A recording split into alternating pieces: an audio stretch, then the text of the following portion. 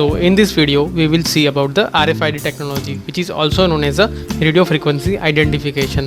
So in this video we will see what is RFID, what are the different applications of this RFID, what is inside this RFID chip, and how this RFID works. So first of all, let's start with what is RFID. So this radio frequency identification or RFID is a technology which is working on a radio frequency or a radio waves. So this technology is used to automatically identifying the objects or tracking the objects.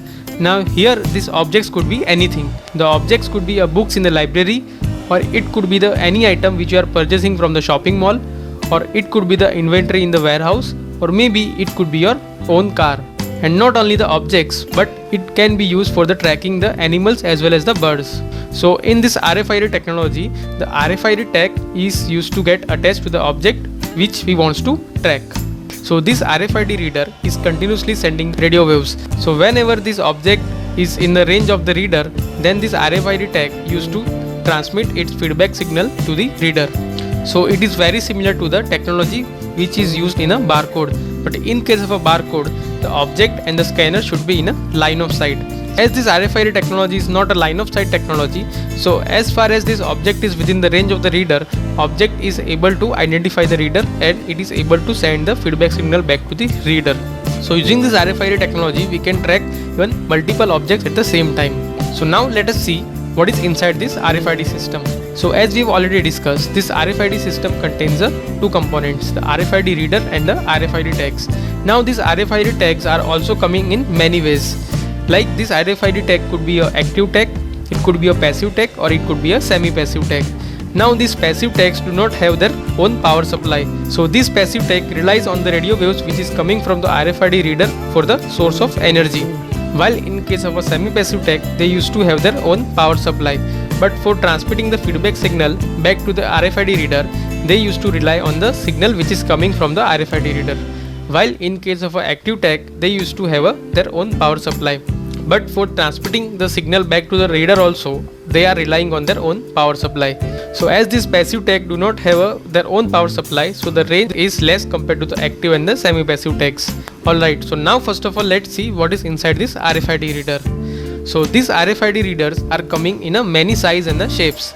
So this RFID reader could be a handheld reader, or it could be as large as the size of the door which you normally see inside the shopping malls.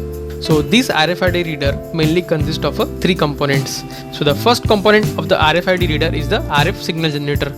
So this signal generator generates a radio wave which are transmitted using this antenna. Also to receive the feedback signal which is coming from the tag, the RFID reader also have a receiver or a signal detector.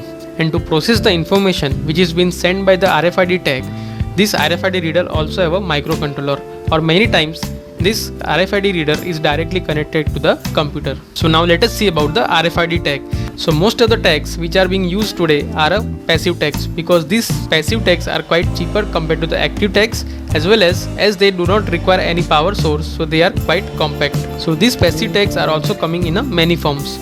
So this passive tag could be either a size of a keychain, or it could be either a size of a credit card, or maybe it could be in a form of a label. So let us see what are the basic components inside this RFID tag. So the first component that you see inside the RFID tag is the transponder, which receives the radio waves which are coming from the reader and sends the feedback signal back to the reader.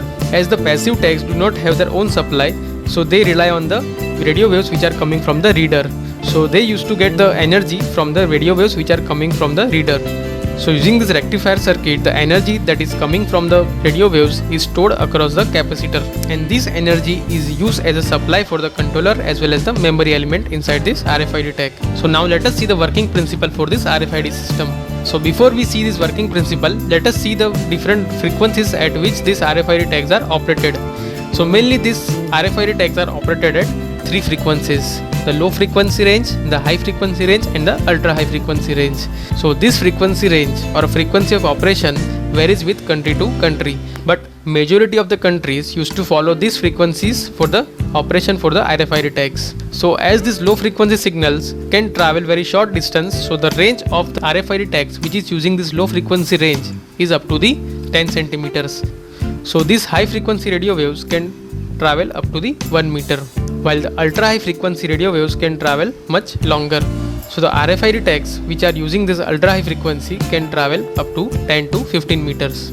So now let us see the working principle for this RFID tag. Now this working principle also depends upon the frequency of operation. So for the low frequency and the high frequency operation, the working principle is based on the inductive coupling. While in case of a high frequency RFID tags, the working principle is based on the electromagnetic coupling. So first of all, let us see the working principle for this low frequency and the high frequency RFID tags. So as you have said earlier, this RFID reader continuously sending a radio waves with a particular frequency. So now this radio waves which is been sent by this RFID reader serves three purposes. First, it induces the enough power into the passive tag. Second, it provides the synchronization clock for the passive tags. And the third, it acts as a carrier for the data which is coming back from the RFID tag. So these are the basic three purposes which is being served by these radio waves which is sent by this RFID reader. So in case of a low frequency and high frequency operation, as the RFID reader and tag are very close to each other, so the working principle is based on the inductive coupling. So the field which is generated by this RFID reader used to get coupled with the antenna of a RFID tag, and because of this mutual coupling, the voltage will get induced across the coil of a RFID tag.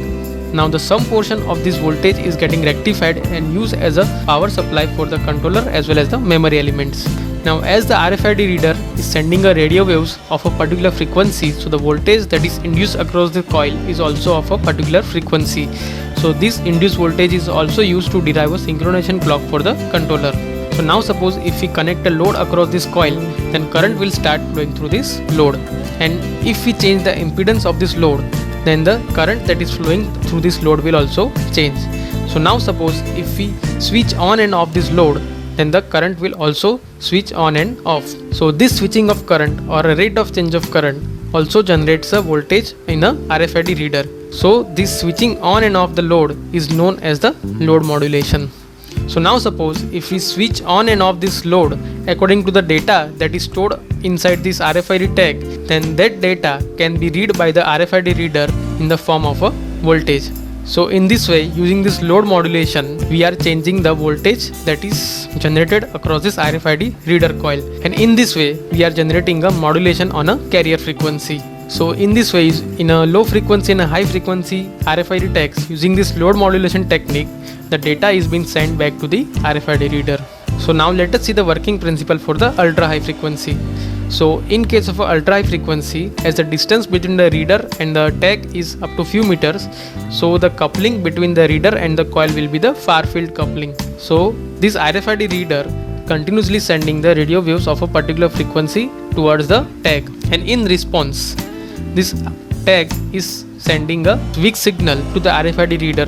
Now this weak signal which is being sent back to the RFID reader is known as the backscattered signal, and the intensity of this backscattered signal depends upon the load matching across this coil. So if the load is matched exactly, then the intensity of the backscattered signal will be more.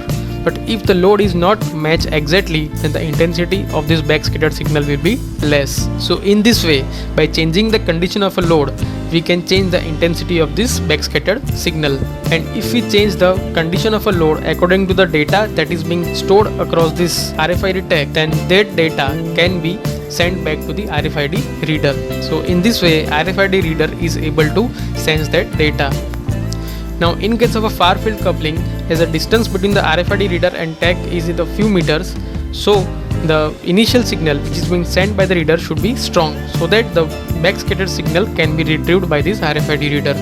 So this is how, in a case of a far field coupling, the signal is sent back to the RFID reader using this backscattered modulation technique. So now let us see the different application of this RFID technology. So this RFID is used in a wide range of applications, and many of the applications which we have already discussed.